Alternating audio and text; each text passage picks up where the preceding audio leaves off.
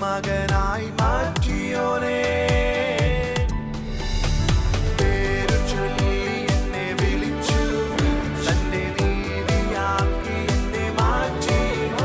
അവകാശി ഞാൻ, യജമാനൻ ഞാൻ, സ്വന്തം പുത്രനായി എന്നെ മാറ്റിയേ. ഇത് കൃപയുടെ നേരം, ഇത് കൃപയുടെ നേരം, ഇത് കൃപയുടെ നേരം. ഇന്ന് ഞാൻ എബ്രായർക്ക് എഴുതിയ ലേഖനത്തിൽ നിന്നുള്ള ചിന്തകളുടെ അവസാനത്തെ ചിന്തകളിലേക്ക് നമ്മൾ വരികയാണ്. ഈ ലേഖനങ്ങളുടെ പഠനം എന്ന വിഷയത്തിലുള്ള ചിന്തകളിലേക്ക്, ഇതിൻ്റെ അവസാന ഭാഗങ്ങളിലേക്ക് നമ്മൾ വരികയാണ്. എബ്രായർക്ക് എഴുതിയ ലേഖനത്തിൻ്റെ അവസാനത്തെ അധ്യായം 13-ാമത്തെ അധ്യായമാണ്. അതിനകത്തുള്ള വാക്യങ്ങൾ ഞാൻ വായിപ്പിക്കുമ്പോൾ ദയവായിട്ട് എടുക്കാൻ താല്പര്യമുള്ളവരെല്ലാം എടുത്താട്ടെ. നിങ്ങൾക്ക് ഈ വചന പഠനം വളരെ പ്രയോജനമായി തീരട്ടെ. എബ്രായർക്ക് എഴുതിയ ലേഖനം 13-ാം അധ്യായത്തിൻ്റെ ഒരു വാക്യം നമുക്ക് ഒന്നല്ല 2-3 വാക്യങ്ങൾ നമുക്കിപ്പോൾ എടുക്കാം. 11-ാം വാക്യം നമുക്ക് ആദ്യം എടുക്കാം. എബ്രായ ലേഖനം 13-ാം അധ്യായത്തിൻ്റെ 11-ാമത്തെ വാക്യവും അതുപോലെ തന്നെ 12-ാമത്തെ വാക്യവും 13-ാമത്തെ വാക്യവും വായിക്കാം. എബ്രായ ലേഖനം 13-ാം അധ്യായത്തിൻ്റെ 11, 12, 13 വാക്യങ്ങൾ. മഹാപുരോഹിതൻ പാപപരിഹാരമായി രക്തം വിശുദ്ധ മന്ദിരത്തിലേക്ക് കൊണ്ടുപോകുന്ന മൃഗങ്ങളുടെ ഉടൽ പാളയത്തിൽ നിന്ന് പുറത്തു വെച്ച് ചുട്ടുകളയുന്നു. ഓക്കെ, മഹാപുരോഹിതൻ ഈ ലേവ്യ ക്രമത്തിലുള്ള യാഗത്തിൻ്റെ കാര്യങ്ങളാണല്ലോ എബ്രായ ലേഖനത്തിൽ വിശദീകരിച്ചിട്ടുള്ളത്. എന്തിനാണ് എബ്രായ ലേഖനത്തിൽ ലേവ്യ മഹാപുരോഹിതൻ അർപ്പിച്ച യാഗം എന്ന വിഷയം വിശദീകരിച്ചത് എന്ന് ചോദിച്ചാൽ, ലേവ്യ യാഗത്തിൻ്റെ ന്യൂനതയും യേശുവിൻ്റെ യാഗത്തിൻ്റെ ശ്രേഷ്ഠതയും വിശദീകരിക്കാൻ വേണ്ടിയാണ് അവിടെ ഈ 2 യാഗങ്ങളുടെ കമ്പാരിസൺ നടത്തിയിട്ടുള്ളത്.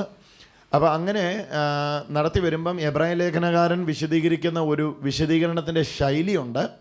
ആ വിശദീകരണത്തിൻ്റെ ശൈലി ഇതാണ്: ലേവ്യ പ്രക്രമത്തിലുള്ള പുരോഹിതൻ എന്തൊക്കെ ചെയ്തോ അതൊക്കെ യേശു ചെയ്തു എന്നുള്ള ആശയത്തിലാണ് വിശദീകരിക്കുന്നത്. ലേവ്യ ക്രമത്തിലുള്ള പുരോഹിതൻ കൈപ്പണിയായ ഈ സൃഷ്ടിയിൽ ഉൾപ്പെട്ട കൂടാരങ്ങൾ കൂടെ കടന്ന് ആട്ടുകൊറ്റന്മാരുടെയും കാളക്കിടാക്കന്മാരുടെയും രക്തത്താൽ യാഗം അർപ്പിക്കുന്നു എന്ന ആശയം കൊണ്ടുവന്നിട്ട് നേരെ ഇനി യേശു എന്ന മഹാപുരോഹിതൻ കാളക്കൊറ്റന്മാരുടെയും ആട്ടുകൊറ്റന്മാരുടെയും രക്തത്താലല്ല, വിശുദ്ധ മന്ദിരം എന്നത് ഇവിടെ ഉണ്ടാക്കിയിരിക്കുന്ന വിശുദ്ധ മന്ദിരമല്ല, കൈപ്പണി അല്ലാത്തതായി എന്ന് വെച്ചാൽ ഈ സൃഷ്ടിയിൽ ഉൾപ്പെടാത്തതായി തികവേറിയ കൂടാരത്തിൽ കൂടെ കടന്ന് ഒരിക്കലായി എന്നേക്കുമായുള്ള വീണ്ടെടുപ്പ് തൻ്റെ ദിവ്യബലിയാൽ നടത്തി എന്ന ആശയത്തെയാണ് വിശദീകരിക്കുന്നത്. അപ്പോൾ ആ ആശയത്തെ വിശദീകരിക്കുമ്പോഴാണ് ഇവിടെ ഒരു കമ്പാരിസനും കൂടെ 13-ാം അധ്യായത്തിൽ കൊണ്ടുവരികയാണ്. അതാണ് നമ്മളിവിടെ വായിച്ചത്. മഹാപുരോഹിതന്മാർ അന്ന് ചെയ്തുകൊണ്ടിരുന്ന ഒരു കാര്യമുണ്ട്. 11-ാം വാക്യം: മഹാപുരോഹിതൻ പാപപരിഹാരത്തിനായി രക്തം വിശുദ്ധ മന്ദിരത്തിലേക്ക് കൊണ്ടുപോകുന്ന മൃഗങ്ങളുടെ ഉടൽ, രക്തമാണ് വിശുദ്ധ മന്ദിരത്തിലേക്ക് യാഗത്തിനായിട്ട് അല്ലെങ്കിൽ യാഗപീഠത്തിലേക്ക് കൊണ്ടുപോകുന്നതെങ്കിൽ അതിൻ്റെ ഉടൽ എന്താ ചെയ്യുന്നതെന്ന് അവിടെ വായിക്കുന്നുണ്ട്. മൃഗങ്ങളുടെ ഉടൽ പാളയത്തിന് അല്ലെങ്കിൽ ചുറ്റുമതിലുകൾക്ക് പുറത്ത് വെച്ച് ചുട്ടുകളയും. അപ്പോൾ ഈ പാളയത്തിന് പുറത്ത് വെച്ച് ചുട്ടുകളയുമ്പോൾ അവിടെ ഒരുപാട് ആശയങ്ങൾ ആ ഒരൊറ്റ ഒരു ക്രിയയിലൂടെ ദൈവം ഉദ്ദേശിച്ചിരുന്നു. ചെയ്യുന്ന മഹാപുരോഹിതൻ ലോകത്തോട് ജനത്തോട് ഒരുപാട് ആശയങ്ങൾ പറഞ്ഞിരുന്നു. നിങ്ങളുടെ ഉള്ളിലേക്ക് ആ ചിത്രം ഒന്ന് വരട്ടെ. ആ ചിത്രം വന്നാൽ നിങ്ങൾക്കത് പെട്ടെന്ന് മനസ്സിലാവും. മഹാപുരോഹിതൻ പാപപരിഹാരമായി രക്തം വിശുദ്ധ മന്ദിരത്തിലേക്ക് കൊണ്ടുപോകും. എന്നാൽ ഏത് മൃഗത്തിൻ്റെയാണോ രക്തം എടുത്തിട്ടുള്ളത് ആ മൃഗങ്ങളുടെ ഉടൽ പാളയത്തിന് പുറത്ത് വെച്ച് ചുട്ടുകളയുന്നു. ആ മൃഗങ്ങളുടെ ഉടൽ പാളയത്തിന് പുറത്ത് വെച്ച് ചുട്ടുകളയുന്നു. എന്നിട്ട് ഈ ക്രിയ അവിടെ എല്ലാവർക്കും അറിയാവുന്നതാണ്. മഹാപുരോഹിതൻ ആടിൻ്റെയും മാടിൻ്റെയും രക്തം എടുത്തുകൊണ്ട് വിശുദ്ധ മന്ദിരത്തിലേക്ക് പോകുമെങ്കിൽ പിന്നെ ശരീരം പാളയത്തിന് പുറത്ത് കൊണ്ടുപോയി, മതിലിന് പുറത്ത് കൊണ്ടുപോയി ചുട്ടുകളയുന്ന ക്രിയ അവിടെ എല്ലാവർക്കും അറിയാവുന്നതാണ്. ഇതറിയാവുന്ന എബ്രായ കേൾവിക്കാരോട്, എബ്രായ ക്രിസ്ത്യാനികളോട് എബ്രായ ലേഖനക്കാരൻ ലേഖനം എഴുതുമ്പോൾ പറയുന്ന വാക്യം നമ്മളിവിടെ കേൾക്കുന്നത്, അങ്ങനെ തന്നെ 12ാമത്തെ വാക്യം, അങ്ങനെ യേശുവും സ്വന്തം രക്തത്താൽ, ആണോ, യേശുവും അങ്ങനെ തന്നെ സ്വന്തം രക്തത്താൽ ജനത്തെ വിശുദ്ധീകരിക്കും. യേശു എങ്ങനെ തന്നെ മഹാപുരോഹിതൻ എങ്ങനെ ചെയ്തോ അങ്ങനെ തന്നെ. മഹാപുരോഹിതൻ എന്താ ചെയ്തേ? ശരീരത്തെ പാളയത്തിന് പുറത്തു കൊണ്ടുവന്നു, രക്തത്തെ വിശുദ്ധ മന്ദിരത്തിലേക്ക് കൊണ്ടുവന്നു. കേൾക്കുന്നുണ്ടോ? ഒന്നുകൂടെ ഞാൻ പറയാം. ശരീരത്തെ പാളയത്തിന്, നഗരത്തിന് പുറത്തു കൊണ്ടുവന്നു, പിന്നെ രക്തത്തെ വിശുദ്ധ മന്ദിരത്തിനകത്ത് കൊണ്ടുവന്നു. അങ്ങനെ കൊണ്ടുവന്നിട്ടാണ് മഹാപുരോഹിതൻ യാഗമർപ്പിച്ചത്. എന്നാൽ യേശു എന്ന മഹാപുരോഹിതൻ എന്താ ചെയ്തെന്ന് വായിച്ചേ? യേശുവും സ്വന്തം രക്തത്താൽ ജനത്തെ വിശുദ്ധീകരിക്കേണ്ടതിന് നഗരവാതിലിന് പുറത്ത് വെച്ച്, കണ്ടോ, യേശുവിൻ്റെ രക്തം കൊണ്ട് ജനത്തെ വിശുദ്ധീകരിക്കേണ്ടതിന്. അവിടെ ലേവ്യ ക്രമപ്രകാരം ആടിൻ്റെയും മാടിൻ്റെയും തളിപ്പിച്ച കാളകുട്ടികളുടെയും രക്തം കൊണ്ട് ജനത്തെ വിശുദ്ധീകരിക്കേണ്ടതിന്. ഇവിടെ ഇതാ യേശുവിൻ്റെ രക്തം കൊണ്ട് ജനത്തെ വിശുദ്ധീകരിക്കേണ്ടതിന്. അപ്പം രണ്ട് ക്രിയ നിങ്ങൾക്കറിയാം. രക്തം മാത്രമേ അകത്ത് കൊണ്ടുവരുള്ളൂ, ശരീരം പുറത്തു കൊണ്ട് ചുട്ടുകളയണം. ഇത് തന്നെ യേശുവിന് സംഭവിച്ചു എന്നാണ് എബ്രായ ലേഖനകാരൻ പറയാൻ ആഗ്രഹിക്കുന്നത്. എന്താണ് യേശുവും സ്വന്തം രക്തത്താൽ ജനത്തെ വിശുദ്ധീകരിക്കേണ്ടതിന് നഗരവാതിലിന് പുറത്തു വെച്ച് കഷ്ടമനുഭവിച്ചു. ജഡം, ഉടല് ഒരു മൃഗത്തിൻ്റെ പുറത്തു കൊണ്ട് ചുട്ടുകളയുന്നത് പോലെ നഗരവാതിലിന് പുറത്ത്, മേളി പറയുന്നത് പാളയത്തിന് പുറത്ത് ഒരു ഉടല് വേർതിരിച്ച, രക്തം എടുത്തുകൊണ്ട് പോയി ഉടല് വേർതിരിഞ്ഞ ആ മൃഗത്തിൻ്റെ ശരീരം ചുട്ടുകളയുന്നത് പോലെ യേശുവും സ്വന്തം ജനത്തിൻ്റെ വീണ്ടെടുപ്പിനായി, അങ്ങനെ അവിടെ വായിക്കുന്നത്, യേശുവും സ്വന്തം രക്തത്താൽ ജനത്തെ വിശുദ്ധീകരിക്കേണ്ടതിന് നഗരവാതിലിന് പുറത്തു വെച്ച് കഷ്ടമനുഭവിച്ചു. യേശുവിൻ്റെ ജഡത്തിലെ കഷ്ടം അന്ന് മൃഗത്തിൻ്റെ ശരീരം പുറത്തു കൊണ്ട് ചുട്ടതിനോട് ഇവിടെ എബ്രായ ലേഖനകാരൻ ബന്ധിപ്പിക്കുകയാണ്. മഹാപുരോഹിതൻ യാഗമർപ്പിക്കുന്ന യാഗമൃഗത്തിൻ്റെ ശരീരം പുറത്തു കൊണ്ട് ചുട്ടുകളയുന്നത് പോലെ യേശുവും, യാഗമർപ്പിക്കാനിരുന്ന യേശുവും തൻ്റെ രക്തം അനേകരുടെ വീണ്ടെടുപ്പിനായി അകത്തു കൊണ്ടുവരികയും തൻ്റെ ശരീരം പാളയത്തിന് പുറത്തു വെച്ച് നഗരവാതിക്കൽ, അതിന് വേണമെങ്കിൽ അടിവരയിട്ടൊന്നുകൂടെ വായിച്ചു. 12ാമത്തെ വാക്യം, 13ാം അധ്യായത്തിന് 12ാമത്തെ വാക്യം, എബ്രായ ലേഖനം. നഗരവാതിലിന് പുറത്തു വെച്ച് കഷ്ടമനുഭവിച്ചു. ആര്? യേശു.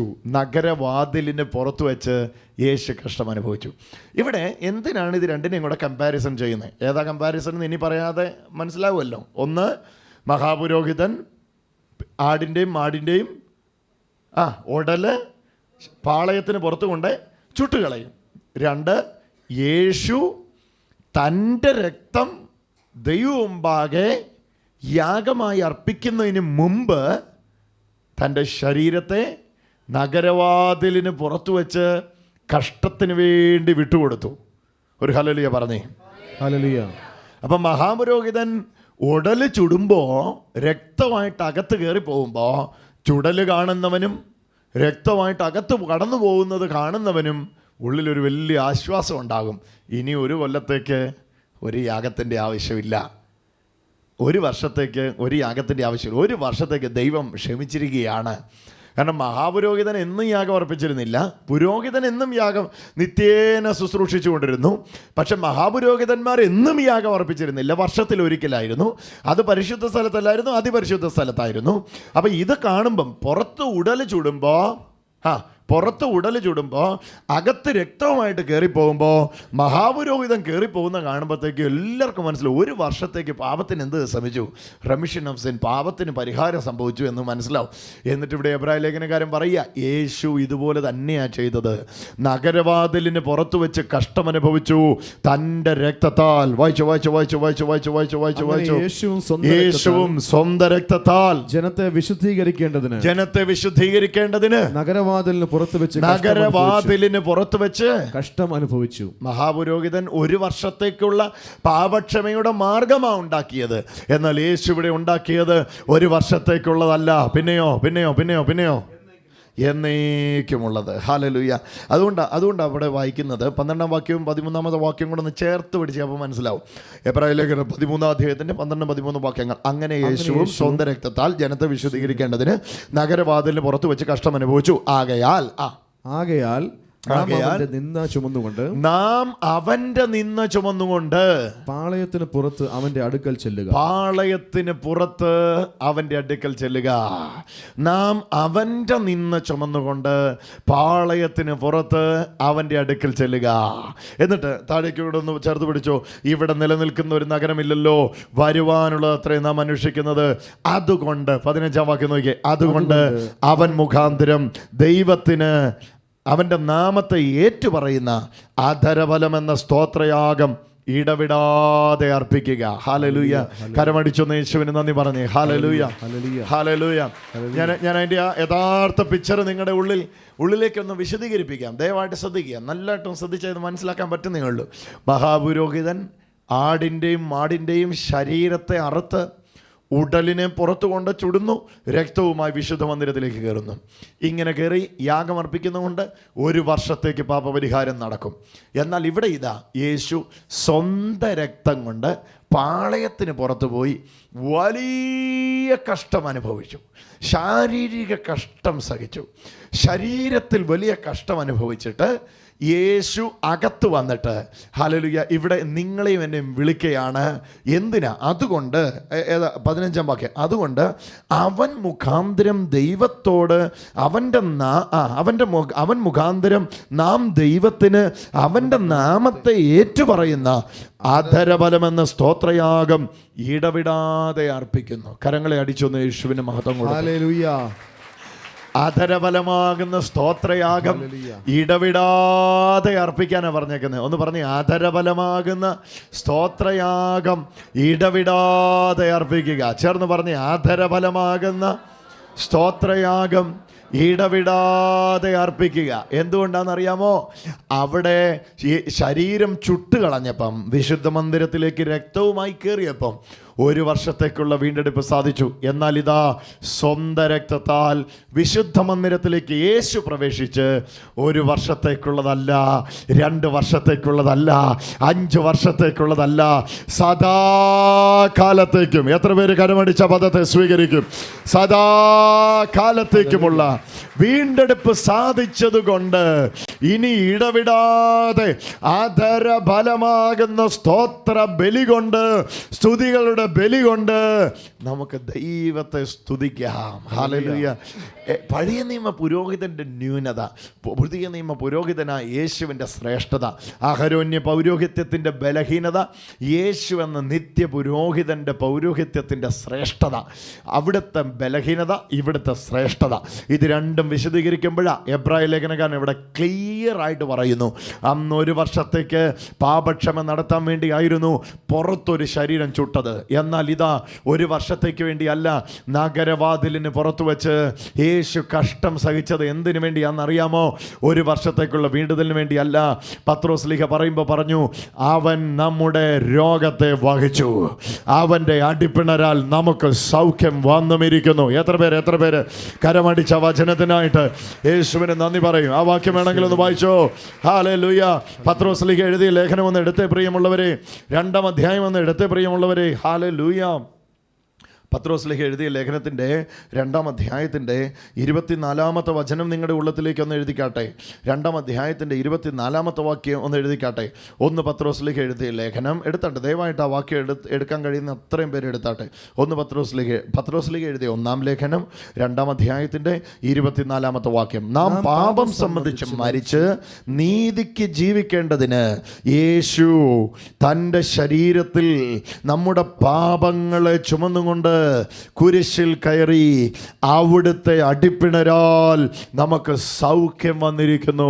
കരങ്ങളെ അടിച്ചുകൊണ്ട് യേശുവിന് മഹത്വം കൊടുക്കുക. അവിടുത്തെ അടിപ്പിണരാൽ നമുക്ക് സൗഖ്യം വന്നിരിക്കുന്നു.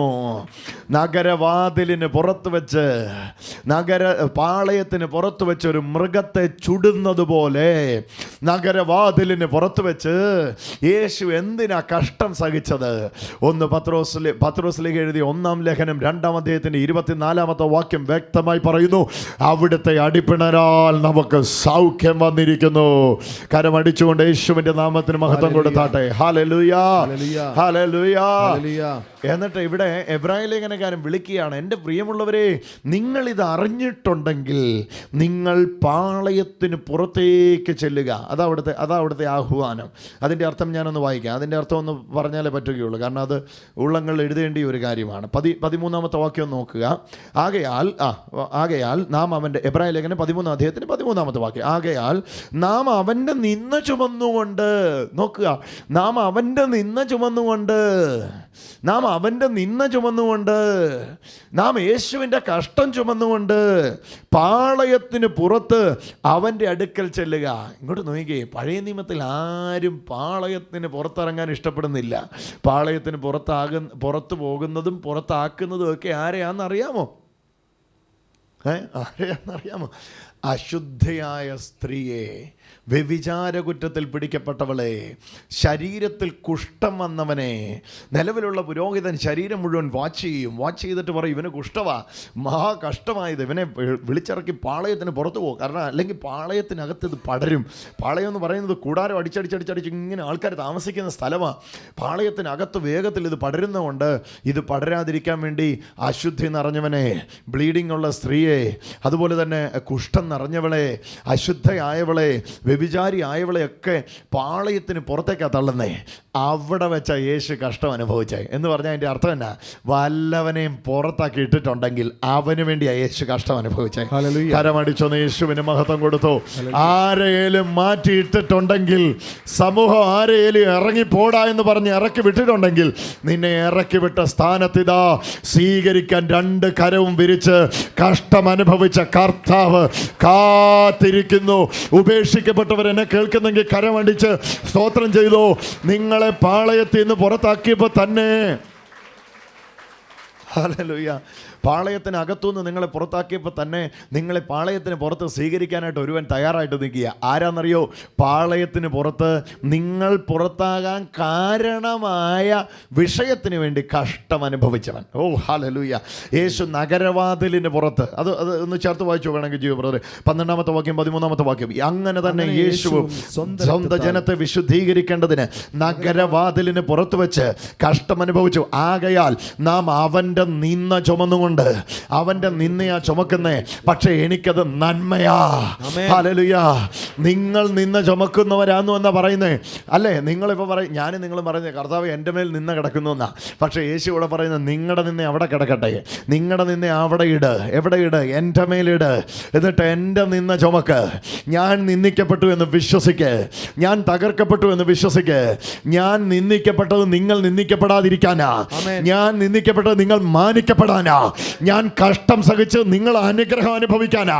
ഒന്ന് സ്വീകരിച്ചോ വേണമെങ്കിൽ. ഓ ഹല്ലേലൂയ. അതാ നോക്കി വിട്ടുകളയല്ല വാക്യം. ആകയാൽ അതുകൊണ്ട് നാം അവൻ്റെ നിന്ന് ചുമന്നുകൊണ്ട് പാളയത്തിന് പുറത്ത് അടുത്ത് ചെല്ലുക എന്ന് പറഞ്ഞാൽ, ഇപ്പോൾ നിൽക്കുന്ന സ്ഥിതിയിൽ നിന്ന് പുറത്തേക്ക് വരിക. ഇപ്പോൾ നിൽക്കുന്ന സ്ഥിതിയിൽ ഒരു സെറ്റിൽമെൻ്റ് ആണ് അവർക്കുള്ളത്. അവർ പറയുന്നത്, യേശുവിൻ്റെ പൂർത്തീകരണ പ്രവൃത്തിയുടെ ഒന്നും ആവശ്യം ഞങ്ങൾക്കില്ല, ഞങ്ങൾക്ക് നിലനിൽക്കുന്ന ഒരു നഗരം ഉണ്ടല്ലോ, ഞങ്ങൾ ഈ നഗരവും കെട്ടിപ്പിടിച്ച് നിന്നോളാം. പക്ഷെ ഇവിടെ പറയുകയാണ്, ഇല്ല, നിങ്ങൾക്ക് നിലനിൽക്കുന്ന ഒരു നഗരമില്ല. വായിച്ചോ 14-ാമത്തെ വാക്യം വായിച്ചോ. ഇവിടെ നമുക്ക് നിലനിൽക്കുന്ന നഗരമില്ലല്ലോ, വരുവാനുള്ളതത്രേ നാം അന്വേഷിക്കുന്നത് ഇവിടുത്തെ രാജ്യമല്ല, നാം എവിടുത്തെ അന്വേഷിക്കുന്നത് അവിടുത്തെ രാജ്യമാണ്. ആ രാജ്യം അന്വേഷിക്കുന്നവരെ പാളയത്തിന് പുറത്തേക്ക് യേശു ക്ഷണിക്കുകയാണ്. പാളയത്തിനകത്ത് വലിയ സെറ്റിൽമെൻ്റ് ഉണ്ടാകാം, പക്ഷെ പാളയത്തിന് പുറത്ത് നിങ്ങൾക്ക് വേണ്ടി എല്ലാം ചെയ്തു കഴിഞ്ഞ് നിങ്ങളുടെ നിന്ന വഹിച്ച് പാളയത്തിന് പുറത്ത് പോയി, നഗരവാതിലിന് പുറത്തു പോയി കഷ്ടമനുഭവിച്ച ഒരു കർത്താവ് നിങ്ങളെ മാടി വിളിച്ച് നിൽക്കുകയാണ്. അന്ന് ഉടല് കരിച്ച ഉടല് കത്തിച്ച ആ മൃഗത്തിന് നിങ്ങളെ രക്ഷിക്കാൻ പറ്റിയില്ല. എന്നാൽ ഇതാ നഗരവാതിലിന് പുറത്ത് കഷ്ടം അനുഭവിച്ച കർത്താവിന് ആ യാഗത്താൽ നിങ്ങളെ വിശുദ്ധീകരിക്കാൻ കഴിയും. ആ യാഗത്താൽ വിശുദ്ധീകരിക്കാൻ കഴിയുന്നവൻ നിങ്ങളെ വിളിക്കുന്നു. പാളയത്തിന് പുറത്തേക്ക്, സെറ്റിൽമെന്റിനകത്തുനിന്ന് ഇല്ലായ്മയിലേക്ക് നിങ്ങളെ വിളിച്ചിട്ട് പറയുന്നു, ഇങ്ങോട്ട് വാ, നിങ്ങളെ വിടുവിക്കാൻ അവൻ കഴിയുന്നവനാണ്. കരമടിച്ചൊന്ന് യേശുവിന് മഹത്വം കൊടുത്തു. യേശുവേ നന്ദി എന്ന് പറഞ്ഞു. ഹല്ലേലൂയ. യേശുവേ നന്ദി. മഹാപുരോഹിതൻ, ലേവ്യ ക്രമത്തിലുള്ള മഹാപുരോഹിതൻ, യേശു എന്ന മഹാപുരോഹിതൻ. ലേവ്യ ക്രമത്തിലുള്ള മഹാപുരോഹിതൻ ആടിനെയും മാടിനെയും പിടിച്ചുകൊണ്ട് പോകും. എന്നിട്ട് എന്ത് ചെയ്യുന്നറിയാമോ? ആ രക്തം വേർതിരിച്ച് രക്തം പുരോഹിതൻ്റെ കയ്യിരിക്കും, ശരീരം പുറത്തു കൊണ്ട് ചുട്ടുകളയുക. ഇതായിരുന്നു യാഗത്തിൻ്റെ ക്രമം. ഇങ്ങനെ നടക്കുമ്പോഴായിരുന്നു യാഗം നടന്നുവെന്ന് മനസ്സിലാകുന്നത്. പുറത്തു നിന്ന് മനുഷ്യൻ മനസ്സിലാകുമ്പം അവിടെ ഒരു ശരീരം ചുടപ്പെടുമ്പം മനസ്സിലാവും, എൻ്റെ പാപത്തിന് വേണ്ടിയാണ് ചുടപ്പെടുന്നത്. ഹല്ലേലൂയ. അവിടെ ഒരു രക്തവുമായിട്ട് അകത്തോട്ട് കയറി പോകുമ്പോൾ മനസ്സിലാവും, എൻ്റെ പാപങ്ങൾക്ക് വേണ്ടിയാണ് ആ രക്തം അകത്തേക്ക് പോകുന്നത്. യേശുവും ഇതുപോലെ നഗരവാതിലിന് പുറത്ത് വെച്ച് കഷ്ടമനുഭവിച്ചു. ആ രക്തം കൊണ്ട്, തൻ്റെ രക്തം കൊണ്ട് വിശുദ്ധ മന്ദിരത്തിലേക്ക് പ്രവേശിച്ചു. കഷ്ടം സഹിച്ചത് പാളയത്തിന് പുറത്തുള്ളവരെ വിടുവിക്കാൻ വേണ്ടിയാണ്. പാളയത്തിന് പുറത്താക്കപ്പെട്ടവരാരായിരുന്നു? പാളയത്തിന് പുറത്താക്കപ്പെട്ടവരാണ് കർത്താവിൻ്റെ അടുക്കൽ വന്ന് സൗഖ്യങ്ങളെ പ്രാപിച്ചവരും മിക്കവരും. നിങ്ങൾ ആ സുവിശേഷ ഭാഗങ്ങൾ വായിച്ചാൽ അറിയാം, പാളയത്തിന് പുറത്താക്കപ്പെട്ടവരാണ്. രക്തസ്രാവമുള്ള ഒരു സ്ത്രീ, അവൾക്കകത്ത് കയറാൻ നിയമമില്ല. ആരെങ്കിലും കണ്ടാൽ അവളെ അശുദ്ധി അശുദ്ധി എന്ന് പറഞ്ഞ് മാറ്റി നിർത്തും. അതുകൊണ്ട് അവൾ മുമ്പിൽ വരാതെ പുറകിൽ വന്ന് യേശുവിൻ്റെ വസ്ത്രത്തിൻ്റെ തൊങ്ങലെ തൊട്ടെ. ആരാ എന്നെ തൊട്ടെന്ന് ചോദിച്ചപ്പോൾ അവൾ പറയാൻ മടിച്ചതിൻ്റെ കാര്യം ഇതാ, ഇവൾ അശുദ്ധിയാണ്, അതുകൊണ്ട് തന്നെ ഇവൾ ആരെ തൊട്ടാലും അശുദ്ധമാകും. പക്ഷേ കർത്താവ് വിശുദ്ധനാകയാൽ തൻ്റെ മേലുള്ള വിശുദ്ധി അശുദ്ധിയിലേക്ക് വ്യാപരിച്ചപ്പം അശുദ്ധി തോറ്റു, വിശുദ്ധി ജയിച്ചു. ഹല്ലേലൂയ. നഗരവാതിലിന് പുറത്ത് വെച്ച് കർത്താവ് കഷ്ടം അനുഭവിച്ചത് എന്തിനാണെന്നറിയാമോ? പാളയത്തിന് പുറത്തുള്ളവരെ രക്ഷിക്കാൻ വേണ്ടി. എന്നിട്ട് ആ കഷ്ടം അനുഭവിച്ച കർത്താവ് പാളയത്തിന് പുറത്തേക്ക് വിളിക്കുക, നാം അവൻ്റെ നിന്ന ചുമന്നുകൊണ്ട്. ഒന്ന് പറഞ്ഞ് യേശുവിൻ്റെ നിന്ന ചുമന്നുകൊണ്ട്. ഹല്ലേലൂയ. ഒന്ന് പറഞ്ഞ് യേശുവിൻ്റെ നിന്ന ചുമന്നുകൊണ്ട്. ഹല്ലേലൂയ. യേശുവിൻ്റെ. എബ്രായ ലേഖനത്തിൽ ഇത് പറയുന്നതിന് വേറൊരു സാഹചര്യം കൂടി ഉണ്ട് കേട്ടോ, അതുകൂടെ പറയാതിരുന്നാൽ ശരിയാകത്തില്ല. എബ്രായ ലേഖനത്തിൽ ഇത് പറയുന്നതിന് കുറച്ചുകൂടെ വിശദീകരണമുണ്ട്. പാളയത്തിനകത്ത് യാഗവും യാഗപീഠവും വ്യവസ്ഥിതികളും നടക്കുകയാണ്. പാളയത്തിന് പുറത്ത് യേശുവിൻ്റെ നിന്നയും കിടക്കുകയാണ്. അപ്പോൾ ഇത് രണ്ടും രണ്ട് ചോയ്സായിട്ട് ഇവരുടെ മുമ്പിൽ വെക്കുകയാണ് എബ്രായ ലേഖനക്കാരൻ. ഒന്നുകിൽ നിങ്ങൾക്ക് നിന്നയൊന്നും ഇല്ലാതെ പാളയത്തിനകത്തുള്ള യാഗങ്ങൾ നടക്കുന്ന രീതി നിങ്ങൾക്ക് തുടരാം, അല്ല എങ്കിൽ കർത്താവിൻ്റെ കൂടെയുള്ള പുതിയ ജീവിതം നിങ്ങൾക്ക് തുടങ്ങാം. കർത്താവ് പാളയത്തിന് പുറത്ത് നിന്ന് വിളിക്കുന്നു, യാഗം പാളയത്തിനകത്ത് നിന്ന് വിളിക്കുന്നു. ഓക്കെ, എത്ര പേർക്ക് മനസ്സിലാകുന്നു? കർത്താവ് പാളയത്തിന് പുറത്ത് നിന്ന് വിളിക്കുന്നു, യാഗം പാളയത്തിനകത്ത് നിന്ന് വിളിക്കുന്നു. അവിടെ യാഗവും യാഗപീഠവും സെറ്റപ്പും പുരോഹിതനും പൗരോഹിത്യ യാഗങ്ങളും ലേവ്യാക്രമം. ഇന്ന് കാണുന്ന പുരോഹിതരോ പൗരോഹിത്യ യാഗങ്ങളോ അല്ല കേട്ടോ. ഇന്നവിടെ യാഗം അർപ്പിക്കുന്നത്. ഇന്ന് ഏതെങ്കിലും സ്ഥലത്ത് പുരോഹിതന്മാർ യാഗം അർപ്പിക്കുന്നുണ്ടോ? ഇല്ല. കാരണം അത് ഈ അഹരോന്യ പൗരോഹിത്യം ലേവ്യ ക്രമത്തിലുള്ള പൗരോഹിത്യമേ അല്ല ഇന്നുള്ളത്. ഇന്ന് കാണുന്ന പൗരോഹിത്യത്തെ അല്ല ഇവിടെ എബ്രായ ലേഖനക്കാരൻ വിശദീകരിക്കുന്നത്. കാരണം ഇന്ന് കാണിക്കുന്ന പൗരോഹിത്യം അല്ലായിരുന്നു എബ്രായ സഭ പിന്മാറിപ്പോയ പൗരോഹിത്യം. എബ്രായ സഭ പിന്മാറിപ്പോയ പൗരോഹിത്യം ലേവ്യ പൗരോഹിത്യമാണ്. ലേവ്യ പൗരോഹിത്യം യേശുക്രിസ്തുവിനോടുകൂടി അവസാനിച്ചിരിക്കുക. ഇന്ന് ലേവ്യ ക്രമത്തിൽ ആരെങ്കിലും പുരോഹിതരായി എന്ന് പറഞ്ഞാൽ ആരൊക്കെയോ തെറ്റിദ്ധരിച്ചിരിക്കുന്ന, ആരും പറയുന്നില്ല ലേവ്യ ക്രമത്തിലാണ് പുരോഹിതരായി എന്നുള്ളത്. അതല്ല ഇവിടെ വിഷയം. പിന്നെ എന്താ ഇവിടുത്തെ വിഷയം? അവിടെ നടക്കുന്ന ലേവ്യ ക്രമത്തിലുള്ള ആടിൻ്റെയും മാടിൻ്റെയും യാഗങ്ങൾ ഒരു ഭാഗത്ത് നടക്കുന്നു. നമുക്ക് വേണ്ടി ചുമന്ന യേശുവിൻ്റെ പരമയാഗം മറ്റൊരു ഭാഗത്ത് നടത്തിയിരിക്കും. ഇത് രണ്ടും മുമ്പിൽ നിൽക്കുമ്പോൾ അവരെ വിളിക്കുകയാണ്, എബ്രായ ലേഖനകാരൻ വിളിക്കുകയാണ്, പാളയത്തിനകത്ത് നടക്കുന്ന നിഴലായ യാഗം വേണോ, പാളയത്തിന് പുറത്ത് നടന്ന ഏകയാഗം വേണോ? എന്നിട്ട് എബ്രായ ലേഖനകാരൻ വിളിക്കുക, നിന്ന ചുമന്നോണ്ട് ഇങ്ങോട്ട് വാ, ഈ കർത്താവിൻ്റെ അടുക്കിലേക്ക് വാ. എന്നിട്ട് പറയുക, താൻ മുഖാന്തരം ദൈവത്തിൻ്റെ അടുക്കിലേക്ക് അടുക്കുന്നവരെ പൂർണ്ണമായിട്ട് വിടുവിക്കാൻ കഴിയുന്ന ഒരു മഹാപുരോഹിതനാണ് നമുക്കുള്ളത്. കരമടിച്ചൊന്ന് യേശുവിന് മഹത്വം കൊടുത്തു. എബ്രായർക്ക് എഴുതിയ ലേഖനം 13-ാം അധ്യായത്തിന് ഏറ്റവും അവസാനത്തെ ചിന്തയിലേക്ക് നമുക്ക് വരാം. 20-ാമത്തെ വാക്യമാണ്. 20-ാമത്തെ വാക്യം ഞാൻ പറഞ്ഞല്ലോ, 13 വരെയുള്ള അധ്യായത്തിനകത്ത് കർത്താവായ യേശുവിൻ്റെ പൂർത്തീകരണ പ്രവൃത്തിയാണ്. പൂർത്തീകരണ പ്രവൃത്തി ചെയ്യുവാൻ യേശു യോഗ്യനായി തീർന്നു. യേശു എന്ന മഹാപുരോഹിതൻ്റെ പൂർത്തീകരണ പ്രവൃത്തി, ക്രൂശിലെ ദിവ്യ ബലി, പരമയാഗം, ഈ വിശുദ്ധീകരണം നടത്തി കഴിഞ്ഞിട്ട് ഈ വിശുദ്ധീകരണം നടന്നതിലൂടെ നിങ്ങൾ ആരാണ് എന്ന വിശദീകരണമാ 9, 10, 11, 12, 13 അധ്യായങ്ങൾ. 9 മുതൽ അടുത്ത 5 അധ്യായങ്ങളുടെ അകത്ത് വിശദീകരിക്കുന്ന എന്താണെന്നറിയാമോ? ക്രൂശിലെ ഏകയാഗം നടന്നേ പിന്നെ ആ യാഗം നടത്തിയ യേശുവിൽ നിങ്ങൾ ആരാണ്? ആ യേശു ആരാണ്? യേശുവിൽ നിങ്ങൾ ആരാണ്? ആ യേശുവിൽ നിങ്ങൾ ആരാണെന്നുള്ളതിൻ്റെ വിശദീകരണത്തിൻ്റെ ഏറ്റവും അവസാനത്തെ വാക്യമാണ് നമ്മൾ വായിക്കുന്നത്. 20-ാമത്തെ വാക്യം. എബ്രായ ലേഖനം 13 അധ്യായത്തിൻ്റെ 20-ാം വാക്യത്തിലേക്ക് വന്നാട്ടെ. നിത്യനിയമത്തിൻ്റെ രക്തത്താൽ ആടുകളുടെ വലിയ ഇടയനായ നിയമത്തിൻ്റെ രക്തം. ഒന്ന് ചേർന്ന് പറഞ്ഞേ, എല്ലാ മക്കളും ഒന്ന് ചേർന്ന് പറ, നിയമത്തിൻ്റെ രക്തം. പോരാ, വായി തുറന്ന് പറ, നിയമത്തിൻ്റെ രക്തം. Hallelujah. Blood of an eternal covenant. Blood of an eternal covenant. ഈ നിയമത്തിൻ്റെ, യേശുവിൻ്റെ രക്തം കൊണ്ട് നിലവിൽ വന്ന നിയമത്തിൻ്റെ പ്രത്യേകതയാണ് അവിടെ തുടക്കത്തിൽ തന്നെ ഒരു പദവിട്ട് വിശേഷിപ്പിക്കുന്നത്. എറ്റേണൽ, നിത്യ. കണ്ടില്ലേ ആ വാക്ക്? നിത്യ നിയമത്തിൻ്റെ രക്തത്താൽ. ഹല്ലേലൂയ. ആ നിത്യനിയമം നിലവിൽ വന്നത് രക്തത്താലാണ്. ആ നിലവിൽ വന്ന നിയമത്തിൻ്റെ പ്രത്യേകത അത് എറ്റേണലാണ്, നിത്യമാണ്. എന്ന് പറഞ്ഞാൽ ഇനി ഒരു നിയമം വരേണ്ടിയതല്ല, നിത്യമായിട്ട് ഇനി ഒരു നിയമമേ ഉള്ളൂ. അതുകൊണ്ട് ആ വിശദീകരണം നല്ല നിത്യ നിയമത്തിൻ്റെ രക്തത്താൽ ആടുകളുടെ വലിയ ഇടയനായ നമ്മുടെ കർത്താവായ യേശുവിനെ. ഓക്കെ, നിത്യ നിയമത്തിൻ്റെ രക്തത്താൽ. നിങ്ങളുടെ ഉള്ളിലേക്ക് ആ പിക്ചർ വരണം, അതിനുവേണ്ടി ഞാൻ പല പ്രാവശ്യം അത് ആവർത്തിക്കുന്നത്. നിത്യമായ നിയമം. ഞാൻ പറഞ്ഞല്ലോ പല പ്രാവശ്യം ആ ഡിഡാത്തക്കെ എന്ന് പറയുന്ന പദം ഞാൻ ഉപയോഗിച്ച് പറഞ്ഞിട്ടുണ്ട്. പഴയ നിയമ ഉടമ്പടി പഴയ നിയമത്തിൻ്റെ മധ്യസ്ഥനായ മോശയും ദൈവവും തമ്മിൽ ചെയ്തതായിരുന്നു. അതുകൊണ്ട് തന്നെ ഉടമ്പടിയുടെ ലംഘനം മനുഷ്യൻ്റെ ഭാഗത്ത് എപ്പോഴും സംഭവിച്ചുകൊണ്ടിരുന്നു. കാരണം മനുഷ്യനും ദൈവമായിട്ട് ചെയ്തായിരുന്നു. ദൈവത്തിൻ്റെ സ്റ്റാൻഡേർഡിനൊപ്പം ഒരിക്കലും മനുഷ്യൻ എത്താൻ പറ്റിയിരുന്നില്ല. പറ്റാഞ്ഞതുകൊണ്ട് എപ്പോഴും അടി വാങ്ങാനേ മനുഷ്യന് സമയം ഉണ്ടായിരുന്നുള്ളൂ. എന്നാൽ പുതിയ നിയമ ഉടമ്പടി മോശയും ദൈവമായിട്ട് ചെയ്തതല്ല, പിതാവായ ദൈവവും പുത്രനായ ദൈവവും തമ്മിൽ ചെയ്തതാണ്. രണ്ടുപേരും ഡിവൈനാണ്, രണ്ടുപേരും ഡിവിനിറ്റി ഉള്ളവരാണ്. അതുകൊണ്ട് തന്നെ ഈ ഉടമ്പടി നിത്യമാണ്, ഇറ്റ്സ് ഫോർ എവർ, എറ്റേണലാണ്. മനസ്സിലാകുന്ന ഞാൻ പറയുന്നത്? ആ വാക്യത്തിന് ചിന്ത മനസ്സിലാകുന്നുണ്ട്.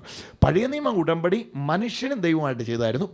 പുതിയ നിയമ ഉടമ്പടി പുത്രനും പിതാവും തമ്മിൽ ചെയ്തതാണ്. ഇതുകൊണ്ടാണ് യേശു പെസഹായുടെ നാളിൽ നമ്മൾ കൊരിന്ത്യർക്ക് എഴുതിയ ലേഖനം 11 അധ്യായത്തിൽ പൗലോസ്ലീഹ പറയുന്ന ആ പദം, ഇത് എൻ്റെ രക്തത്തിൻ പുതിയ നിയമം. ഒന്ന് പറഞ്ഞേ, എൻ്റെ രക്തത്തിൻ. നിങ്ങൾ ആ പദം എത്ര പേര് വായിച്ചിട്ടുണ്ട്? എത്ര പേര് ആ പദം വായിച്ചിട്ടുണ്ട്? വേണമെങ്കിൽ ഒന്ന് പെട്ടെന്ന് എഴുതി വായിച്ചോ. കൊരിന്ത്യർക്ക് എഴുതിയ 1-ാം ലേഖനത്തിൻ്റെ 11-ാമത്തെ അധ്യായം വന്നെടുത്താട്ടെ. കൊരിന്തോസുകാർക്ക് എഴുതിയ 1-ാം ലേഖനത്തിൻ്റെ 11-ാം അധ്യായത്തിൻ്റെ എത്രാമത്തെ വാക്യം അത്? അവണ്ണം തന്നെ അത്താഴം കഴിഞ്ഞ ശേഷം 25-ാമത്തെ വാക്യം. 24 മുതൽ വായിക്കാം. ഇത് നിങ്ങൾക്ക് വേണ്ടിയുള്ള എൻ്റെ ശരീരം, എൻ്റെ ഓർമ്മയ്ക്കായി ഇത് ചെയ്യുവീൻ. അവണ്ണം തന്നെ അത്താഴം കഴിഞ്ഞ ശേഷം യേശു പാനപാത്രം എടുത്ത്, ഈ പാനപാത്രം എൻ്റെ രക്തത്തിൻ്റെ പുതിയ നിയമം. ഹല്ലേലൂയ. ഇതിനകത്ത് നിങ്ങൾ ഞാനും ഇല്ല. എൻ്റെ രക്തത്തിൻ്റെ പുതിയ നിയമം. ഒന്ന് പറഞ്ഞേ, ഇത് എൻ്റെ രക്തത്തിൻ്റെ. ഒന്ന് വായിച്ചോ അത്.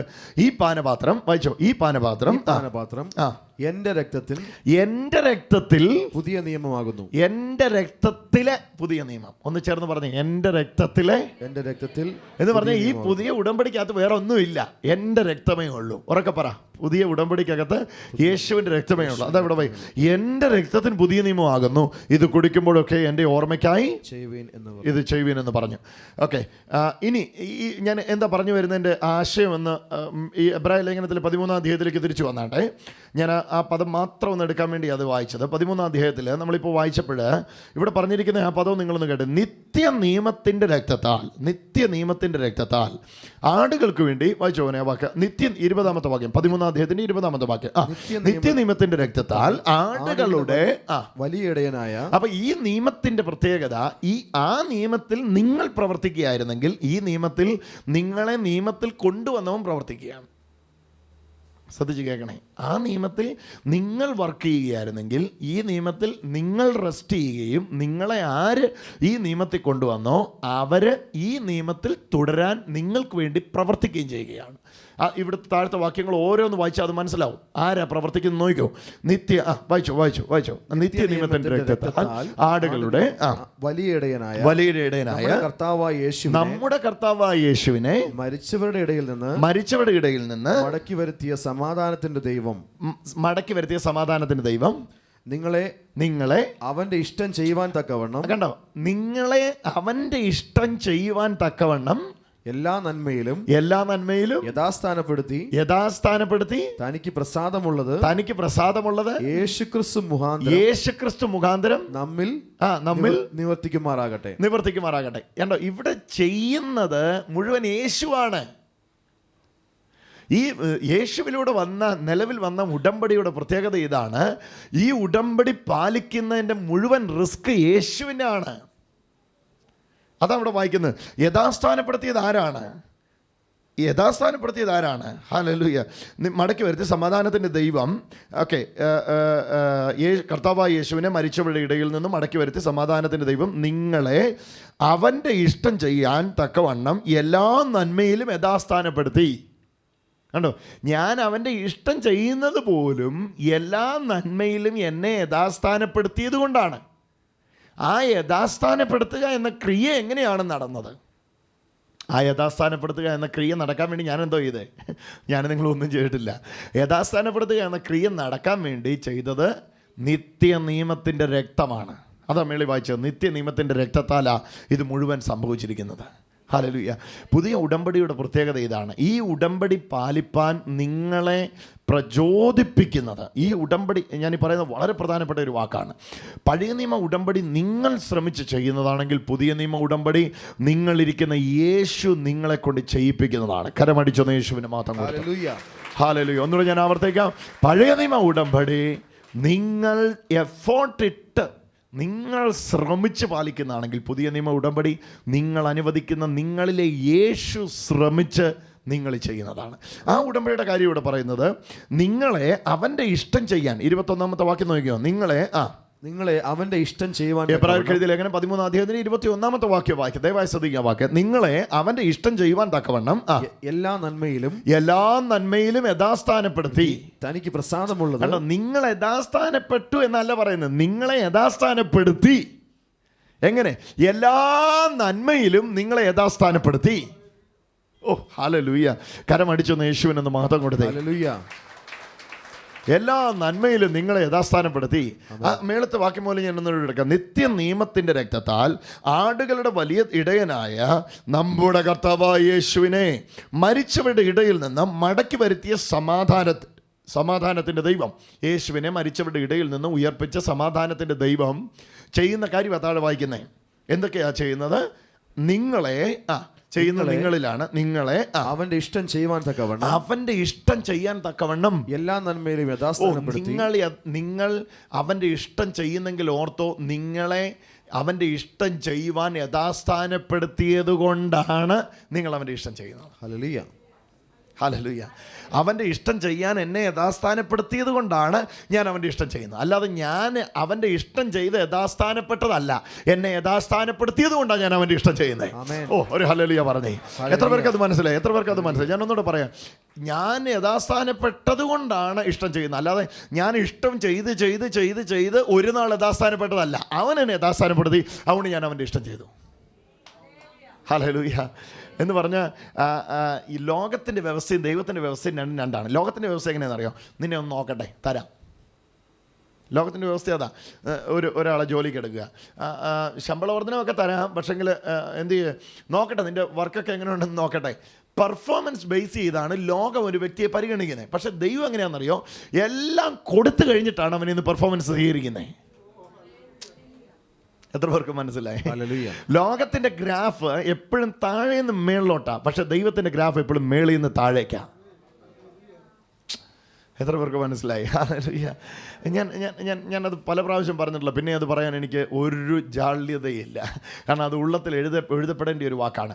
നമ്മൾ അറിയുന്ന ക്രിസ്തീയ ജീവിതം എന്ന് പറയുന്നത് ഇങ്ങനെ ഇവിടുന്ന് ശ്രമിച്ച് ആ ഭരണി ടെപ്പിക്കകത്ത് ആ കട്ട ഉരുട്ടിയിട്ട് 5 വീണു, ഇവിടുന്ന് 5 അപ്പുറത്തോട്ട് മാറ്റി കയറിയിട്ടു, പിന്നെ 10 വീണു, 10 അപ്പുറത്തോട്ട് കയറിയിട്ടു, 4 അപ്പുറത്തോട്ട് ഇട്ടു. അങ്ങനെ 40 ദിവസം കൊണ്ട് 25-ലെത്തി, 25 30-ലെത്തി, 35 40-ലെത്തി, 40 50-ലെത്തി, 50-ലെത്തിയപ്പോൾ ഒരു പഴുതാര കടിച്ചു, പ്രാപിച്ചു. പിന്നെ 5-ലെത്തി. പിന്നെ അവിടുന്ന് കട്ട ഉരുട്ടി 60-ലെത്തി.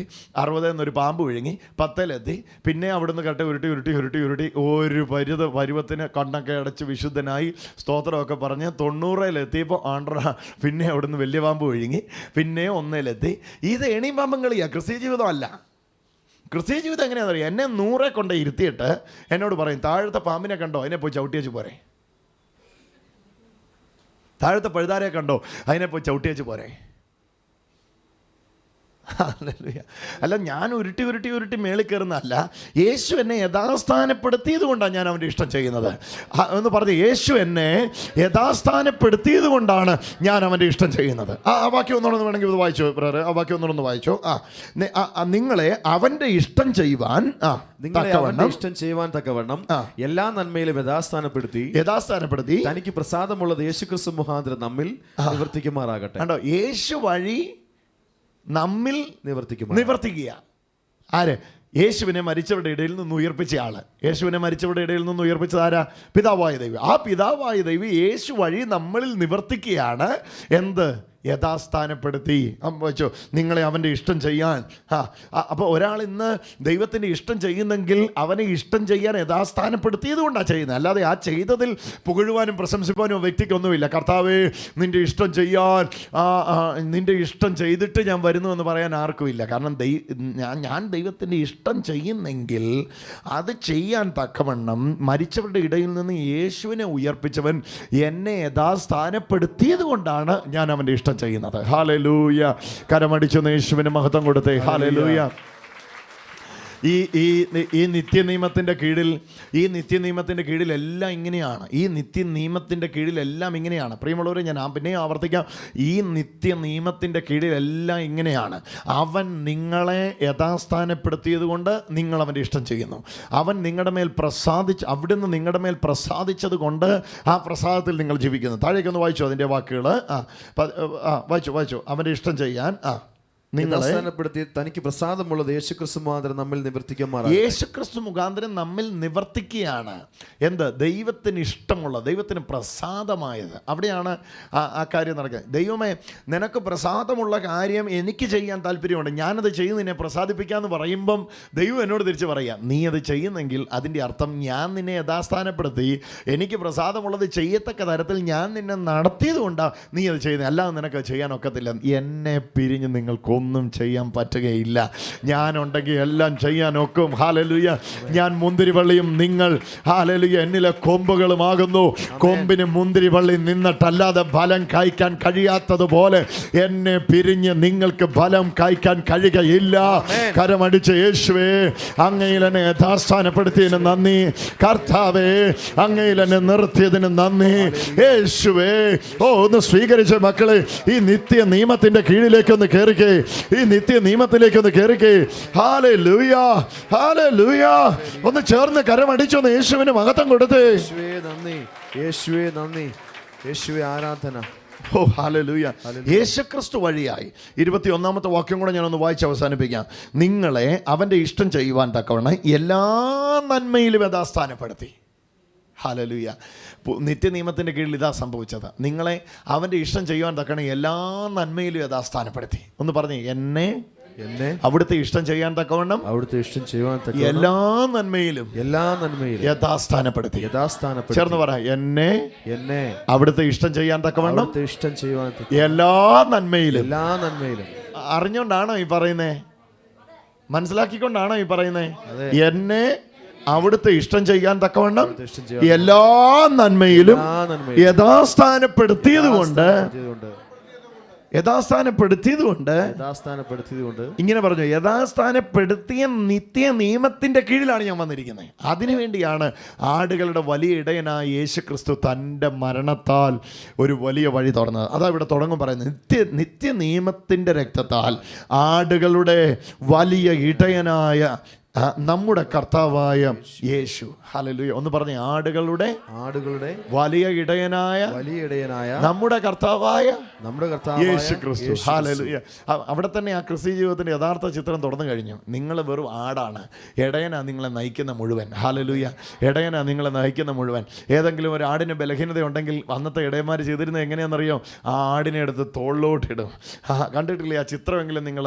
അതേ കാര്യം ഇവിടെ സംഭവിച്ചിരിക്കുന്നത്. ഹല്ലേലൂയ. നിത്യ നിയമത്തിൻ്റെ കീഴിൽ നടത്തിപ്പും, ഹല്ലേലൂയ, നിത്യ നിയമത്തിൻ്റെ കീഴിൽ ഇതാ നിങ്ങൾക്കും എനിക്ക് തന്നിരിക്കുന്നത്. ഈ ഇടയൻ നിങ്ങൾക്ക് വേണ്ടി ജീവൻ കൊടുത്ത ഇടയനാണ്. ചെന്നായ്ക്കയുടെ കയ്യിൽ നിന്ന് നിങ്ങളെ ജീവൻ കൊടുത്ത് രക്ഷിച്ച ഇടയനാണ്. അതുകൊണ്ടാണ് ഇവിടെ വായിക്കുന്നത് ആടുകൾ. ഒന്നുകൂടെ വായിച്ച മോനെ ആ വാക്ക്. നിത്യനിയമത്തിന്റെ രക്തത്താൽ എന്ന് പറഞ്ഞാൽ നിങ്ങൾ ഇന്ന് വന്നിരിക്കുന്ന ഈ രക്തത്തിന്റെ നിയമത്താൽ, അല്ലെങ്കിൽ നിത്യ നിയമത്തിന്റെ രക്തത്താൽ, ആടുകളുടെ വലിയ ഇടയനായ. അപ്പൊ ഈ ഇടയനെ പരിചയപ്പെടുത്തുമ്പോൾ തന്നെ എബ്രായ ലേഖനകാരൻ പരിചയപ്പെടുത്തുകയാണ്, ഈ ഇടയൻ തൻ്റെ ജീവനെ കൊടുത്ത് ആടിനെ രക്ഷിച്ച ഇടയനാണ്. ഒരു ഹല്ലേലൂയ പറഞ്ഞേ. കരമടിച്ച് അതിനായിട്ടൊന്ന് നന്ദി പറഞ്ഞേ. ജീവനെ കൊടുത്ത് പറഞ്ഞേ, ജീവനെ കൊടുത്ത് ആടിനെ രക്ഷിച്ച ഇടയനായി. ഹല്ലേലൂയ. ആ ഉടമ്പടിയുടെ കീഴിലേക്ക് എന്നെ കൊണ്ടുവന്നിരിക്കുന്നത്. ജീവൻ കൊടുത്ത് എന്നെ രക്ഷിച്ച ഉടമ്പടിയിലെ കീഴിലേക്ക് എന്നെ കൊണ്ടുവന്നേ. എന്നിട്ട് പറയാ, ആ അങ്ങനെ രക്ഷിച്ച ഉടമ്പടിക്കകത്താണ് നിങ്ങൾ വന്നിരിക്കുന്നത്. മുമ്പിലത്തെ ഉടമ്പടിയിൽ നിങ്ങൾ യഥാസ്ഥാനപ്പെട്ട് വന്നാൽ അനുഗ്രഹമായിരുന്നു. എന്നാൽ ഈ ഉടമ്പടിയിൽ നിങ്ങളെ യേശു മുഖാന്തരം യഥാസ്ഥാനപ്പെടുത്തിയത് കൊണ്ട് നിങ്ങൾ അനുഗ്രഹം അനുഭവിക്കാൻ വിളിക്കപ്പെട്ടവരാണ്. കരമടിച്ചൊന്ന് യേശുവിന് മഹത്വം കൊടുത്തേ. ഓ ഹല്ലേലൂയ. കർത്താവേ, അവിടെ ഹല്ലേലൂയ. ഇപ്പോൾ എല്ലാവരും കാണേണ്ടത് ആ ഇടയര് നിത്യ നിയമത്തിൻ്റെ കീഴിൽ നിങ്ങളും ഞാനും വരാൻ വേണ്ടി, നിത്യ നിയമത്തിൻ്റെ കീഴിൽ നിങ്ങളും ഞാനും വരാൻ വേണ്ടി ആടുകൾക്ക് വേണ്ടി ജീവനെ കൊടുത്ത ഇടയൻ. ഒന്ന് പറഞ്ഞേ, നിത്യ നിയമത്തിൻ്റെ കീഴിൽ ഞാനും നിങ്ങളും വരാൻ വേണ്ടി ആടുകൾക്ക് വേണ്ടി. ഒന്ന് പറഞ്ഞു, നിത്യ നിയമത്തിൻ്റെ കീഴിൽ നിങ്ങളും ഞാനും വരാൻ വേണ്ടി, ഹല്ലേലൂയ, ആടുകൾക്ക് വേണ്ടി തന്റെ ജീവനെ ബലിയർപ്പിച്ച ശേഷം എന്നെ ഉടമ്പടിയിലേക്ക് കൊണ്ടുവന്ന പുതു നിയമത്തിന്റെ മഹായിടയനായ യേശു, ആ യേശുവിനെ ഉയർപ്പിച്ച പിതാവ്, ആ സകല ഇഷ്ടവും ചെയ്യുവാൻ. ഞാനത് വായിച്ച് അവസാനിപ്പിക്കാം. വായിച്ചു മോനെ, ഫുൾ വാക്യങ്ങൾ വായിച്ചോ. നിയമത്തിന്റെ രക്തത്താൽ ആടുകളുടെ വലിയ ഇടയനായ നമ്മുടെ കർത്താവായ യേശുവിനെ മരിച്ചവരുടെ ഇടയിൽ നിന്ന് മടക്കി വരുത്തിയ സമാധാനത്തിന്റെ ദൈവം നിങ്ങളെ അവന്റെ ഇഷ്ടം ചെയ്യുവാൻ തക്കവണ്ണം എല്ലാ നന്മയിലും യഥാസ്ഥാനപ്പെടുത്തി തനിക്ക് പ്രസാദമുള്ളത് യേശുക്രിസ്തു മുഖാന്തരം നമ്മിൽ നിവർത്തിക്കുമാറാകട്ടെ, നമ്മിൽ വെളിപ്പെടുത്തുമാറാകട്ടെ, നിവർത്തിക്കപ്പെടുമാ. തനിക്ക് പ്രസാദമുള്ളത് യേശുക്രിസ്തു മുഖാന്തരം എന്നിൽ നിവർത്തിക്കുകയാണ്. അവസാനത്തെ പദം ഒന്ന് കേട്ടെ. തനിക്ക് പ്രസാദമുള്ളത്, ഒന്ന് നിർത്തി വായിച്ചു മോനെ. തനിക്ക് പ്രസാദമുള്ളത് യേശുക്രിസ്തു മുഖാന്തരം. നോക്ക്, പിതാവിന് പ്രസാദമുള്ളത് പുത്രൻ വഴി നമ്മിൽ എന്നിൽ നിവർത്തിക്കുമാറാകട്ടെ. ഇങ്ങോട്ട് നോക്കി, പിതാവിന്റെ ഇഷ്ടം പുത്രൻ വഴി എന്നിൽ നിവർത്തിക്കപ്പെടുമാറാകട്ടെ. എന്നോട് ചേർന്നൊന്ന് പറയാമോ? പിതാവിന്റെ ഇഷ്ടം പുത്രൻ വഴി എന്നിൽ നിവർത്തിക്കപ്പെടുമാറാകട്ടെ എന്ന് പറഞ്ഞതിൻ്റെ അർത്ഥം എന്നാ? ഈ നിത്യനിയമത്തിന്റെ കീഴിലേക്ക് നിങ്ങൾ വന്നപ്പോൾ നിങ്ങൾ അനുവദിച്ചത് യേശുവിനെയാണ്. നിങ്ങളുടെ ഉള്ളിൽ ഇപ്പോൾ ആരിയ്ക്കുന്നു? യേശു ഇരിക്കുന്നു. ഈ ഇരിക്കുന്ന യേശു പിതാവിന്റെ ഇഷ്ടം നിങ്ങളിൽ ഇരുന്ന് നിങ്ങളിലൂടെ നിവർത്തിക്കപ്പെടുമാറാകട്ടെ. എത്ര പേർക്ക് മനസ്സിലായി? ഹല്ലേലൂയ. നിങ്ങളിരിക്കുന്ന യേശു, എന്നിലിരിക്കുന്ന യേശു, പിതാവിന്റെ ഇഷ്ടം എന്നിലൂടെ, ഞാൻ വഴിയായി, ഞാൻ മുഖാന്തരം നിവർത്തിക്കുമാറാകട്ടെ. ഇവിടെ നിവർത്തിക്കപ്പെടേണ്ടത് പിതാവിന്റെ ഇഷ്ടമാണ്, പക്ഷെ നിവർത്തിക്കപ്പെടുന്നത് പുത്രൻ വഴിയാണ്. പുത്രനിലൂടെ, ഒന്ന് പറഞ്ഞേ, പുത്രനിലൂടെ പിതാവിന്റെ ഇഷ്ടം നിങ്ങളിൽ നിവർത്തിക്കുമാറാകട്ടെ. യഥാർത്ഥ ക്രിസ്തീയ ജീവിതം ഇതാണ്. പിതാവിന്റെ സ്വപ്നം പുത്രനിലൂടെ എന്നിൽ വെളിപ്പെടുന്നതാണ് യഥാർത്ഥ ക്രിസ്തീയ ജീവിതം. ഒന്നുകൂടി ആവർത്തിക്കാം. പിതാവിന്റെ സ്വപ്നം പുത്രൻ വഴിയായി എന്നിൽ നിവർത്തിക്കപ്പെടുന്നതാണ് യഥാർത്ഥ ക്രിസ്തീയ ജീവിതം. ഈ ക്രിസ്തീയ ജീവിതത്തിൽ എൻ്റെ പ്രയത്നങ്ങളില്ല, എന്നിൽ ഇരിക്കുന്നവന്റെ പ്രയത്നങ്ങളേ ഉള്ളൂ. എന്നിൽ ഇരിക്കുന്നവന്റെ പ്രയത്നത്തിനനുസരിച്ച് ഞാൻ ചലിക്കുന്നേ ഉള്ളൂ. ഇതാണ് നിത്യ നിയമത്തിന്റെ കീഴിൽ വന്നവരുടെ പ്രത്യേകത. കരമടിച്ചുകൊണ്ട് യേശുവിന് മഹത്വം കൊടുക്കുക. കരമടിച്ചുകൊണ്ട് യേശുവിന് മഹത്വം കൊടുക്കുക. കരമടിച്ചുകൊണ്ട് യേശുവിന് മഹത്വം കൊടുക്കുക. പോരാ ശക്തിയോടെ ഓ ഇന്നിങ്ങനെ ആഗ്രഹിക്കുക. യേശുവേ, യേശുവേ. Hallelujah, hallelujah, hallelujah, hallelujah.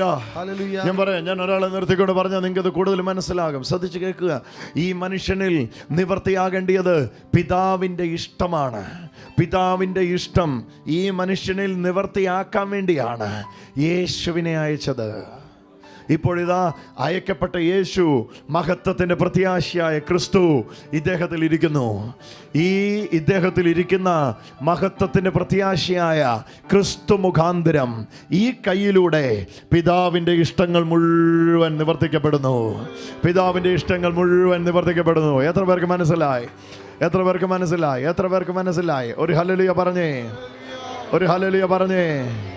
ഒന്നുകൂടി ഒന്ന് യേശുവിന് മഹത്വം കൊടുത്തേ. നിവർത്തിക്കപ്പെടുന്നത് പിതാവിന്റെ ഇഷ്ടമാണ്. നിവർത്തിക്കപ്പെടുന്നത് പുത്രനിലൂടെയാണ്. ആ രണ്ട് പദം ഒന്ന് പറയാമോ? നിവർത്തിക്കപ്പെടുന്നത് പിതാവിന്റെ ഇഷ്ടമാണ്. പറയുന്നില്ല പുറകെ ഇരിക്കുന്നവര്? ഉറക്കെ പറഞ്ഞു. നിവർത്തിക്കപ്പെടുന്നത് പിതാവിന്റെ ഇഷ്ടമാണ്. നിവർത്തിക്കപ്പെടുന്നത് യേശുവിലൂടെയാണ്. ഉറക്കെ പറ. യേശു വഴിയാണ്. ഹല്ലേലൂയ. യേശു വഴി എല്ലാം ഉണ്ട്. കാരണം യേശുവിലാണ് പിതാവിൻ്റെ പ്രസാദമുള്ളത്. യേശുവിലാണ് യഥാസ്ഥാപനമുള്ളത്. യേശുവിലാണ് നിത്യജീവനുള്ളത്. അപ്പം എന്നിൽ വെളിപ്പെടുന്നത് യേശുവിലൂടെയാണെങ്കിലും എന്നിൽ വെളിപ്പെടുന്ന പിതാവിൻ്റെ ഇഷ്ടങ്ങളാണ്. പിതാവിൻ്റെ ഇഷ്ടത്തിനൊത്തവണ്ണം എൻ്റെ പഴയ ഉടമ്പടിയുടെ പ്രശ്നം എന്തായിരുന്നു? പഴയ ഉടമ്പടിയുടെ പ്രശ്നം എന്നായിരുന്നു? അവിടെ ദൈവത്തിൻ്റെ ഇഷ്ടമില്ലാത്തതല്ലായിരുന്നു പ്രശ്നം. ദൈവത്തിൻ്റെ ഇഷ്ടമുണ്ടെങ്കിലും ഇത് എന്നെ കൊണ്ട് ചെയ്യിപ്പിക്കാനായിട്ട് എൻ്റെ ഉള്ളിൽ ഒരാളില്ലായിരുന്നു. മനസ്സിലാകുന്നുണ്ടോ? നിയമം നല്ലത്, ഞാൻ കൊള്ളാത്തവനായിരുന്നു. ഞാൻ പറയുന്നത് മനസ്സിലാകും. നിയമം നല്ലത്, ഞാൻ കൊള്ളാത്തവനായിരുന്നു. അതുകൊണ്ട് തന്നെ എന്നോടത് ചെയ്യാൻ പറയുമ്പോഴും എന്നെ കൊണ്ട് ചെയ്യാൻ പറ്റിയിരുന്നില്ല. ചെയ്യണമെന്ന് എനിക്ക് ആഗ്രഹമുണ്ടെങ്കിലും എന്നെ കൊണ്ടത് ചെയ്യാൻ സാധിച്ചിരുന്നില്ല. കാരണം എന്നെ കൊണ്ട് ചെയ്യിപ്പിക്കുന്ന ഒരു വ്യക്തി എൻ്റെ ഉള്ളിലായിരുന്നു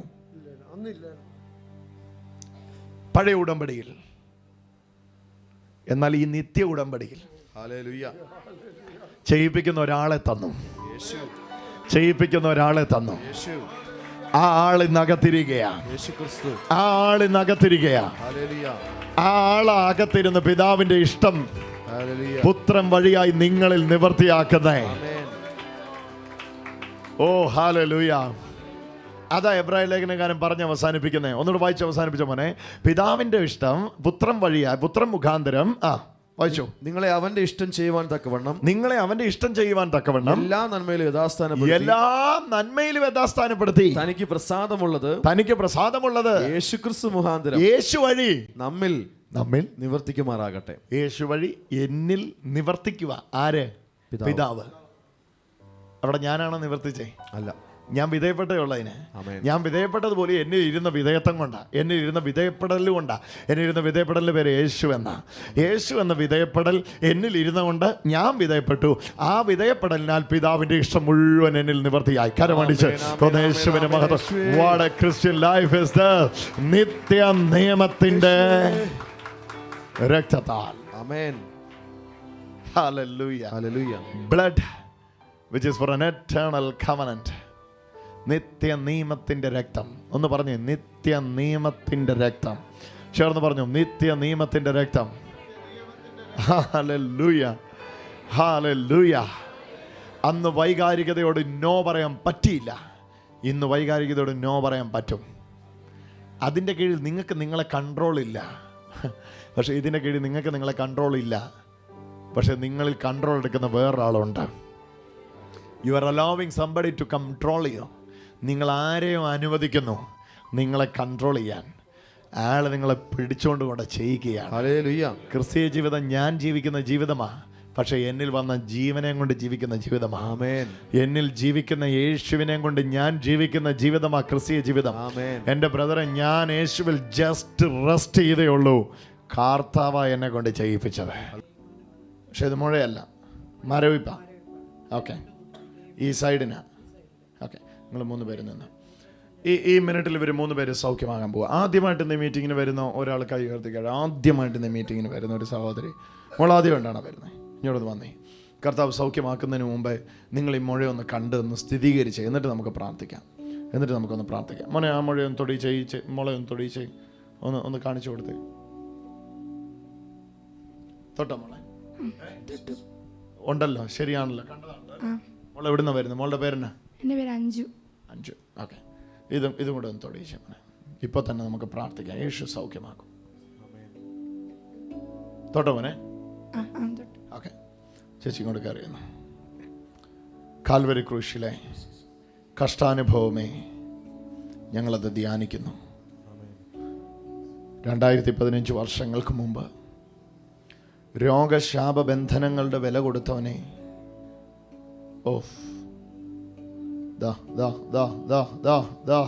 ആ ബാധയെ ശരീരത്തിൽ നിന്ന് ഒഴിയുന്നു. ഈ മകൾ അത്ഭുതകരമായി സൗഖ്യമാകുന്നു. അയ്യോ, ഇവരുടെ ശരീരത്തിൽ നിന്ന് അത് ഒഴിഞ്ഞു പോവാണേ. ഓപ്പറേഷൻ ഒഴിഞ്ഞു പോകുന്നു. Get out.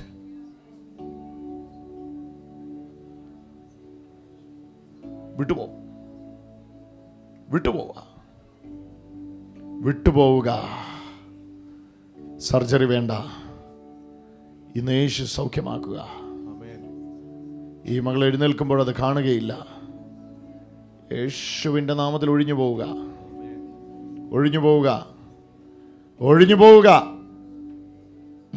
പോവുക. ശരീരത്തിൽ നിന്ന് പോവുക. മുഴ അപ്രത്യക്ഷമാവുക.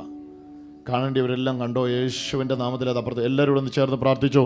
ഈ മകൾ അത്ഭുതകരമായി സൗഖ്യമാകുകയാണ്. യേശുവിൻ്റെ ജീവൻ ഈ മകളുടെ മേൽ അടിക്കുന്നു. സൗഖ്യമാവട്ടെ. ഓ, സൗഖ്യമാവുന്നു. ധാരാളമായ കൃപ ഇറങ്ങുന്നു. പിടിച്ചോണേ. ടപ്പേന്ന് പറഞ്ഞ് താഴോട്ട് പോകും. Touch of Jesus.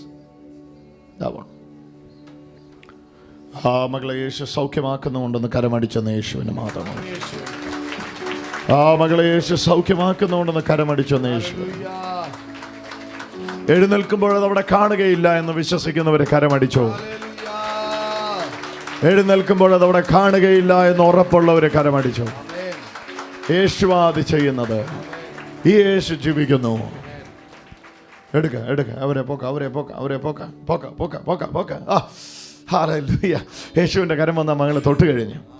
കർത്താവ് ആ മകളെ വിടുവിച്ച് കഴിഞ്ഞു. ഹല്ലേലൂയ. വരിക മകളെ, വരിക.